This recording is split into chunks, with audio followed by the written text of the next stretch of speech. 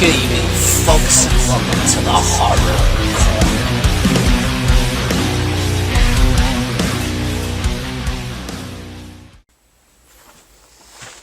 Good evening, folks, and welcome to the Horror Corner.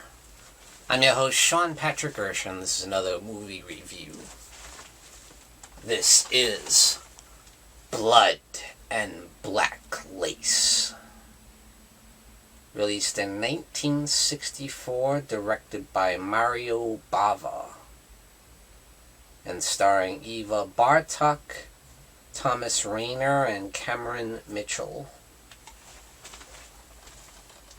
And this is the Arrow video release. Excellent release as usual. You know, Arrow does such a fantastic job on their Blu-ray releases. Absolutely loaded with content. Look at all that stuff. Beautiful artwork on the cover there. Love the artwork on the discs. Great stuff. So yes, the film was directed by Mario Bava, who invented the Italian giallo film with The Girl Who Knew Too Much. So yeah, love me some Italian giallo films and some Italian horror in general. And, of course, he kind of created the giallo, kind of based on these old pulp novels, these detective murder mystery novels, called the giallo. So, this particular film is considered by many to be an absolute classic. Even though when it was first released, it didn't really do very well, but over the years, it gained a huge cult following. And you can see that it was a very influential film, especially on Dario Argento. I mean, watch any Dario Argento film and you can see pretty much where he got his whole style from, practically from watching this movie. It's got the beautiful, vibrant color scheme, you know, throughout. Just the style in which it was filmed is just brilliant. You might say it's kind of style over substance, and a lot of these giallo films are like that. It's all about the direction, style, you know, and that's no different in this film. Although it does have kind of a decent murder mystery thing going. It does kind of keep you on the edge of your seat and never really quite sure who the killer is, you know. So I'd say in that aspect, this is superior to a lot of the giallo films as far as the plot goes and the story and the mystery of it all, you know. And I think it's got a great twist ending as well, where a lot of them sometimes are kind of disappointing when you find out who the killer is. I'd say this one is definitely one of the better reveals that I did not see coming. And I don't think you guys will either if you've never seen this film before. I don't think you're going to guess who the killer is. Yeah, so they did a great job with that, I feel. So the film stars Eva Bartok in the role of Countess Christiana. She's the countess at this big, huge fashion house in Rome, you know. Big, beautiful Gothic mansion with, of course, these beautiful, vibrant colors. You know, they got mannequins everywhere with the beautiful, they got the models all dressed in beautiful, fantastic fashion designs, you know, and dresses. And they throw their fashion shows at the mansion as well, you know. And some of the girls live there, I believe. And what happens, one of them goes out late at night, in the dark, in the rain, by herself.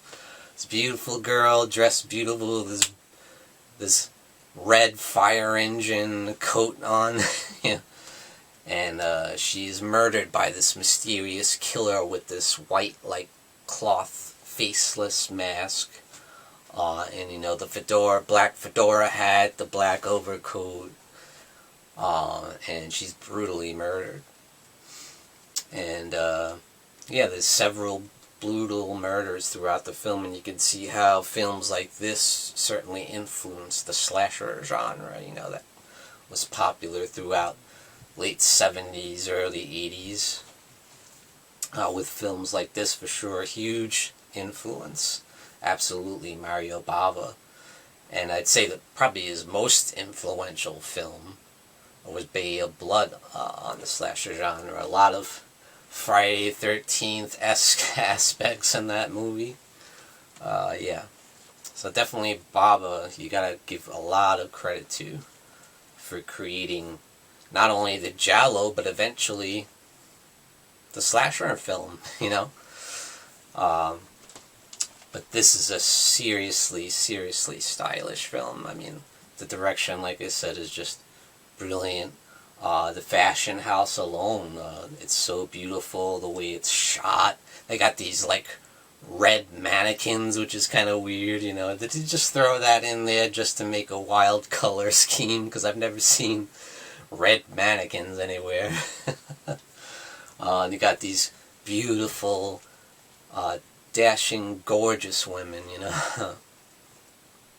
and like I said, the plot is kind of interesting. There are several people who are alluded to as possibly being the killer. There's this one guy who dated the victim, Isabella, and he's on drugs, and they openly talk about drugs in the film, which was kind of probably risque back in the early 60s,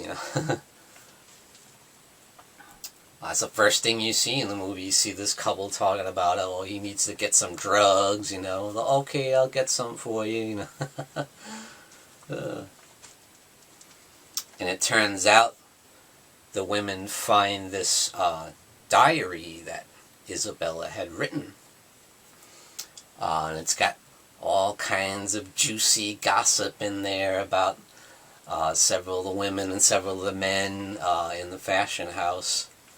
And it's kind of scandalous, But one of the girls, instead of giving it up to the police as evidence, she decides to keep it. Bad idea. Because that's exactly what this killer is after, you find out, And one of the girls actually steals the diary from her. Another bad idea. And they pay dearly. And this girl gets killed with the killer this time has a big spike glove with these huge metal spikes and smacks it right in her face. That's pretty brutal. Awesome stuff. Love the look of the killer too. Such a classic look for the Giallo film, Mysterious white cloth. Very cool. And yeah, all the night scenes are so beautiful with the rain and the blue lights and the pink lights, and there's just every kind of color imaginable in this film. It's so beautiful to look at. It's like looking at a painting, a beautiful painting. It's not even a movie. It's like looking at a painting. Series of beautiful scenic paintings. That's what I love about these movies. They're very artistic, very creative. Maybe not always with the story, but with the vivid colors and the direction style. I mean, it's just amazing. Like I said, you can see how Dario Argento and Lucio Fulci followed in the footsteps of Mario Bava. You gotta give him so much credit.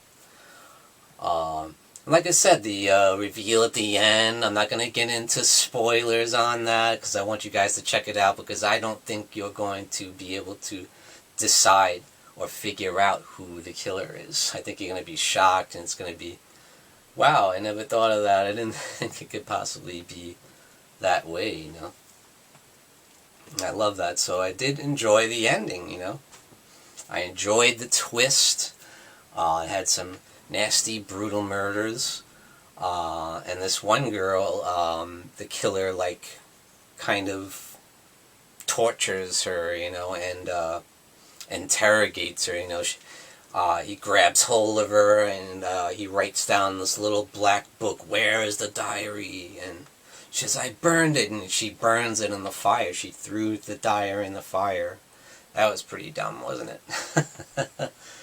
And he takes her face and puts it on the furnace, and you see her face melt onto the furnace. Oh, whew, nasty.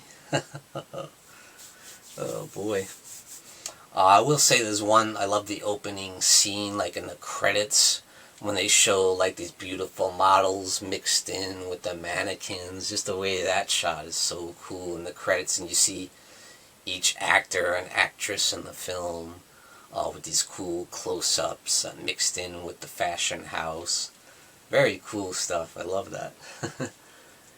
And yeah, I highly recommend Blood and Black Lace. I think it's one of the absolute best Italian giallo films.